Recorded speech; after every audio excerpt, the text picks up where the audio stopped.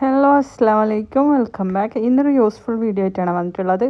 അപ്പോൾ നമ്മൾ മല്ലിയിലൊക്കെ ഒരുപാട് വാങ്ങി വെക്കുന്നവരാണെങ്കിൽ അതൊക്കെ പെട്ടെന്ന് മോശമായി പോകുന്നില്ലേ? നമുക്കങ്ങനെ ഒരുപാട് നാളൊന്നും എന്ത് തന്നെയായാലും എന്തൊക്കെ ചെയ്ത് വെച്ചാലും പെട്ടെന്ന് മോശമായി പോകുന്നുണ്ട്. അപ്പോൾ അതിനുള്ളൊരു ട്രിക്കാണ് കേട്ടോ ഇത്.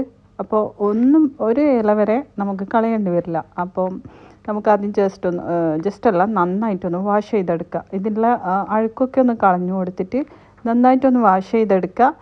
എന്നിട്ട് ആ വെള്ളമൊക്കെ ഒന്ന് കളഞ്ഞിട്ടാകുമ്പോൾ നമുക്ക് ഒരു മിക്സറിൽ ഇതിട്ട് കൊടുക്കുക. കുറച്ച് വെള്ളം ഒന്ന് അരയേണ്ട വെള്ളം മാത്രം ഒഴിച്ചു കൊടുത്തിട്ട് നന്നായിട്ടൊന്ന് പേസ്റ്റാക്കി എടുക്കുക. എല്ലാ മല്ലിയിലയും അതുപോലെ അരച്ചെടുക്കുക. എന്നിട്ട് നമ്മൾക്കൊരു ഐസ് ക്യൂബ്സ് ഉണ്ടാക്കുന്ന ട്രേ ഇല്ലേ, അതിലേക്ക് നമുക്ക് ഒഴിച്ചു കൊടുക്കാം. ഓരോ ക്യൂബാക്കി എടുക്കുക. എന്നിട്ട് നമുക്ക് ഫ്രീസറിൽ വെച്ചിട്ട് ഒരു മാസം വരെ യൂസാക്കാം. ഒന്നും കടയിൽ ഒന്നാവില്ല. ഫ്രീസായിട്ട് നമുക്കത് ക്യൂബായിട്ട് കറിയെല്ലാം ഉണ്ടാക്കുന്ന ടൈമിൽ 1-2 ക്യൂബ് എടുത്തിട്ട് കറിയിലേക്ക് ഇട്ട് കൊടുത്താൽ മതി. അപ്പം നമ്മൾക്കിത് വേസ്റ്റായിട്ട് പോവുകയും ചെയ്യില്ല. നല്ലൊരു ഹെൽപ്ഫുള്ളാണ് കേട്ടോ ഇത്.